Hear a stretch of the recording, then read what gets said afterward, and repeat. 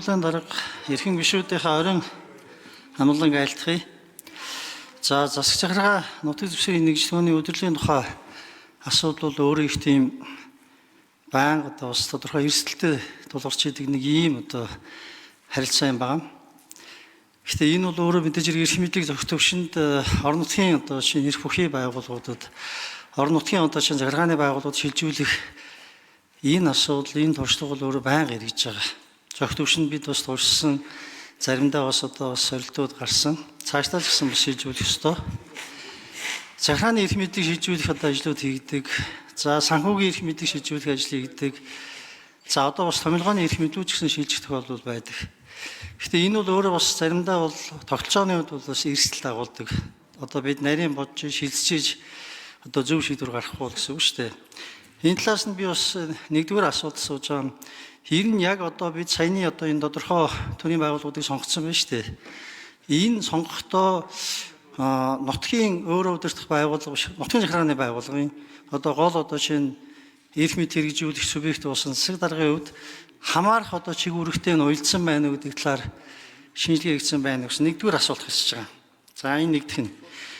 За хоёр дахь нь бол та хүн мэдж байгаа зарим байгууллагуудын тухайд боловсролын бодлого бол бас нэгдмэл байдаг. За орон нутагт бас өгж үзсэн, буцаагаад бол бас авсан шалтгаан нь бол ер нь боловсрол бол хүний хөгжлийн суур учраас үүнийгээ бид нэгдмэл удирдлагаар хангая, орон нутгаа зохих төвшөнд оролцоод явъя гэсэн ийм шийдвэр гарч ирсэн. Энэ асуудлыг харгалзсан уу гэдэг нэг ийм хоёр дахь асуудал байна. Халамжтай холбоотой зүйл дээр бас харж асуумаар байгаа. Халамж бол өөрөө сан. Нийгмийн даатгалын сан гэдэг шиг нэгдмэл удирдлагатай байж, хяналттай байж, гарч болох янз янзын эрсдлийг л даван туулдаг юм л да.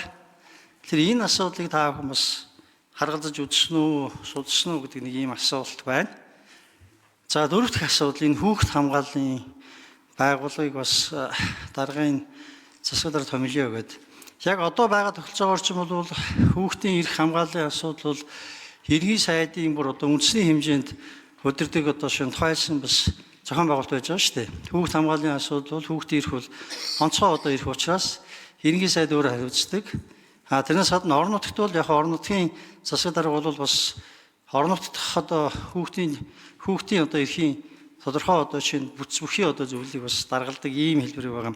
Тэгэхээр энийг та бүхэн бас судалж үзсэн үү? Энийг бол нэлээд ярьж ээж бас нэгдсэн удирдлагатай болгоод бас удаагүй байгаа юм нөхцөл байгаа. Энийг танаас тодруулж байна. За Батцуур гүшүүн. За бүгдэд нь орой мөн төргий. Тэгэхээр Монгол улс 1992 онд арчилсан үндсэн хуулиа баталснаас батлаад тэгээ төрөө сонгуулийн арчил бий болоод 9 удаагийн сонгуул явсан. За үндсэн хуулийн дараах орох бага үндсэн хууль гэж ярьдаг. Монгол улсын засаг захиргаа нутаг дэвсгэрийн нэгж түүний удирдлагын тухай хууль гэж энэ том хууль таны хэлдгээр бүх нэгжийг хамарсан ийм хууль байгаа. Тэгээд энэ хууль бол анх байгуулагдахтаа батлагдсанаас хойш өөргөө маш онцгой биелүүлж дунд ба анхан шатны төрийн үйл ажиллагаа чанартай явах, тэрийг хэрэгжүүлэх үндсэн хууль зааснаар засаг захиргаа нутаг дэвсгэр эдийн засаг нийгмийн цогцлог мөнгө гэсэн энэ агуулгаараа явж исэн юм байна. Гэтэл он удаан жилд сайд нар дагсан хуулиудаар нэгээр нь татаж авсаар байжгаад орон нутагт байж байгаа 30 орчим агентлагийг үндсэнд нь бараг бүгдийг татаад төвлөрүүлэн удирдчихсан. Та яг хэлж байна. Гэтэл яамны сайд хүн яам бол бодлого гаргах хэрэгтэй. Таны хэлж байгаагаар боловсролын бодлогыг гаргах хэрэгтэй. Хүүхдийн бодлогыг ерөнхий сайдаар ахлуулсан гаргах хэрэгтэй. Нийгмийн халамжийн бодлогоо гаргах хэрэгтэй. Гэтэл яг анхан шатнд тэр халамжаас гаргах хүүхдийн асуудал бол ерөөсөө засаг даргын дунд шатны аймгийн засаг даргын, сумын засаг даргын эрхлэх хүлээний үндсэн ажил байдаг. Гэтэл өнөөдөр бид бүхэн сайд нараа бараг олж, гишүүд нь олж чадахгүй байх, шахан байхад тухайн боловсролын асуудлыг тэнд болж байгаа асуудлуудыг сайн шийднэ гэдэг нь дэндүү холдсон байна. Жишээ нь боловсрол ярингуут боловсролын чанарын асуудал ярьдаг. Чанар гингөт багшийн асуудал ярьдаг. Тэгвэл тухайн багшийг аймагт аваачих, суманд аваачихад тухайн засаг дарга би танд 3 өрөө байрыг эсвэл ийм одоо үйл ажиллагаа үзүүлье. Та манай одоо математикийн асуудлыг, та манай англи хэлний асуудлыг ийм хэмжээнд түргээч гэсэн энэ одоо асуудал бол дунд шатны засаг дарга дээр л яригддаг. Би өөрөө олон жил засаг дарга хийжсэн юм. Гэтэл сайд тэр олон одоо аймагуудын дунд шатны засаг даргын өмнөөс тэр багш нарыг байршуулах, нийгмийн асуудлуудыг шийдэх, тэр хүүхдийн асуудлуудыг, тэр халамжийн асуудлуудыг сайд шийдэх боломж байхгүй. Засгийн газрын гишүүн тухайн сайд бол бодлого гаргаж байна. Ямар халамж өгөх юм? Ямар халамж нь зөв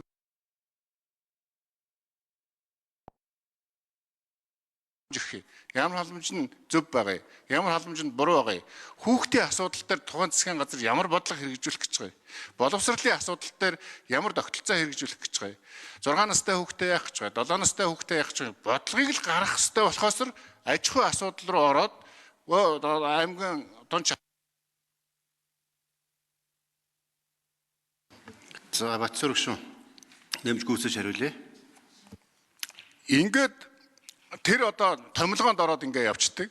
Ингээд тухайн одоо энэ сургуулийг л энэ маань сайн удирдах чадах юм да гэд нутгийн хүмүүс мэдж яхад огт өөр хүн дээрээс томилгоогоор хүрээд ирдэг. Энэ доошоогоо томилгоонууд хийгээд ингээд одоо ард иргэдээс одоо бодлого нь холдчих. Энэ л нөхцөл байдал үүсэж байгаа юм.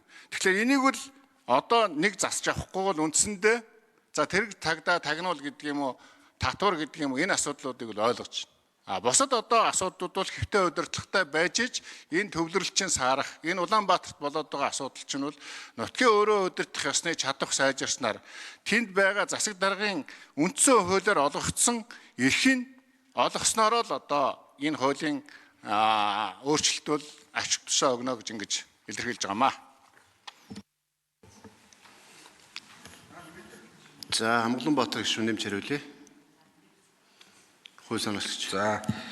За Зулбахар гишүүн бас энэ хуулийг байнгын орон хэрэгэлцэд бас хэд хэдэн судалгааг бас үзээд хэрэг гэсэн. Тэгээд удирдлагын академийн нутгийн захиргааны байгууллагын бүтэц зохион байгуулалтын шинжилгээг бол өмнө бас энэ бид нар судалгаанд тайлангийн нэг өрчлөлт үзсэн. За мөн Монгол улсын засаг захиргааны нутаг дэвсгэрийн нэгж түүний удирдлагын тухай хуулийн хэрэгцээ шаардлагын урьдчилан танзан судалгаа гээд бас нэг 3-4 байгууллагын судлаач сон бодлогын төв. За өмгөөлийн OSD Partners гэх зэрэгээр ийм 3-4 байгууллагын судалгааны тайланг бол бид нар авч үзсэн. Тэгээ энэ дээрээс бол за цагдаагийн байгууллагын хэрэг үртгэлт гэх зэрэгээр 10 гаруй байгууллагыг бол орон нутг руу эрхэм мэдлийн томилгооны болон одоо энэ захиргааны эрхэм мэдлийг шилжүүлэх нь боломжтой гэсэн ийм тайлан байна лээ энэ тайлангууд дээр. За таны бас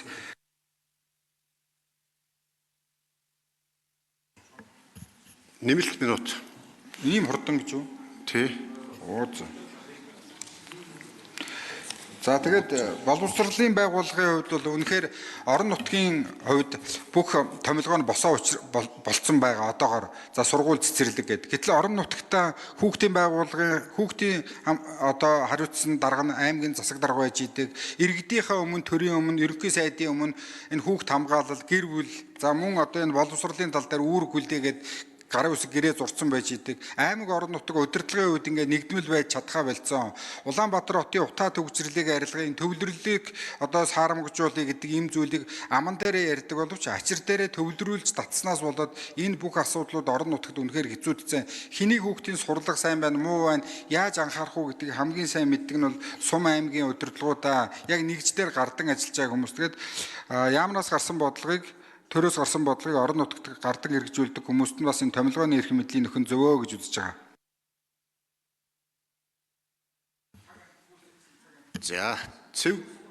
За Зулбахар гишүүн тодруулж асууя. За баярлалаа. Бид яг хэлцэл, мэтгэлцэл бас тодорхой юмудаа яриад явах хэрэгтэй. Судалгаануудаа бас ярьж байгаа нэгсэн бас судалгаанууд үзэж байгаа бас талархалтай байна. Би нэг асуулт асуусан. Яг засаг даргын өөрийнх нь амтаа чиг үүрэгтэй уялдсан байдлаар тэр томилгооны эрх мэдлийг юм уу захиргааны эрх мэдлийг шилжүүлдэг шүү дээ. Тэр талаас нь одоо энэ сонгож авсан 7 одоо байгуулагч нь тохирсон уу гэдэг энэ чиглэлээр та бүхэн ямар зүйл судалсан бэ гэдэг ийм асуулт байна. Хоёр дахь зүйл бол энэ халамж бол яг сан штэ. Халамж бол сан учраас нийгмийн даатгалын сантай адилхан сангийн удирдлага нэгдмэл байдаг нь одоо энэ эрсдлийг л бууруулах чухал зүйл юм. 72 тогтсон үйлчлэгээдээ энэ дээр ямар нэгэн байдлаар хөндлөгийн нөлөөлөл орох юм бол эцсийн дүндээ янз янзын одоо нөхцөл байдлууд өөрчлөсөн тэрийг даван туулгасан л ийм практикл одоо нөхцөл байдал л да. Тэгэхээр энэ дээр та бүхэн одоо ямар шүү судалгаа хийсэн юм. Боловсрол бол дан ганц бол анги танхимын асуудал биш, энэ хөтөлбөр юм байна. Тэгэхээр боловсролын хөтөлбөр бол нэгдмэл удирдлагатай байх үүднээс оруулсан юм.